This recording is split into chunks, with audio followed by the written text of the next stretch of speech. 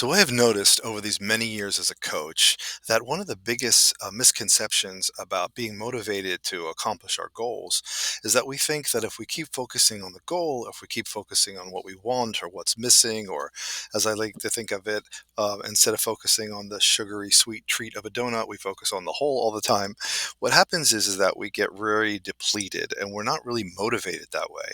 But we are motivated by doing a little brain hack, which is getting some dopamine for accomplishing things, for the little wins that you have. So I often have my clients go around the sort of wheel of life and look at all the areas of their life and think about what's working and how it is that things are going well so that they can get that little bit of burst of dopamine, feel good about what's working, and then focus on, where it is that they'd like to take it. It's a balance between the two of them. And I thought to myself, how could I get maybe ChatGPT and Canva to collaborate with me in creating just a little journal to write down what's working for my clients. And I kind of figured out how to do it. And I published the book in 20 minutes. I wrote it, published it, made the whole thing happen in 20 minutes. And I'm going to show you how I did it. So I knew in advance what it was that I wanted ChatGPT to do for me. And the prompt was pretty simple.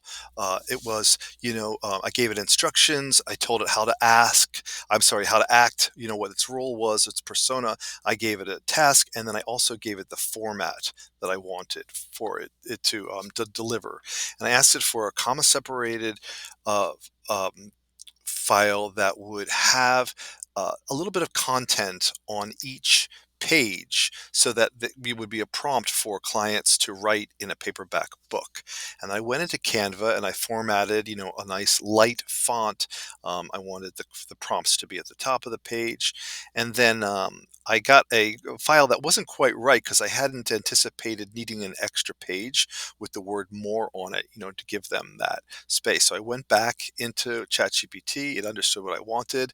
I connected the data from the comma separated value file that it went, and I went generate the pages, and it went ahead and Canva went ahead and made 64 pages with all the different prompts. What's working well in your finances? What's working well in your career? Alternated by a more a little extra page for people to write on.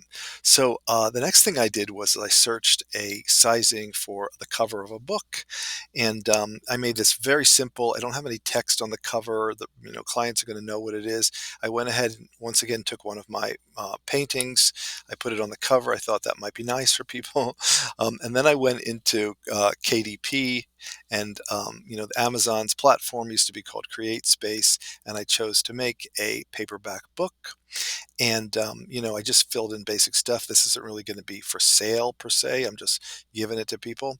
And I uploaded my PDF that I had exported from Canva.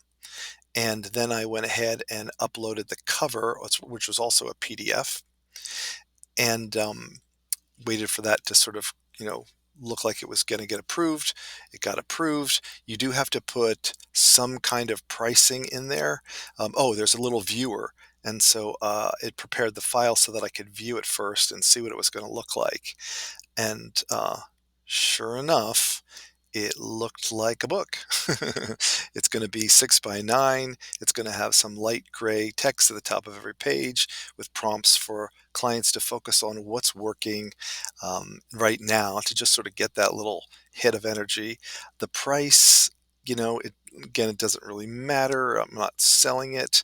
So I'm just going to stick anything in there. Just put like 10 $10 in there just in case somebody stumbles upon it. I don't know. You just had to put something in there. And skipping through as much of that as I can, and then I clicked on publish your book, and I've got an email from Amazon. It should be here on Friday.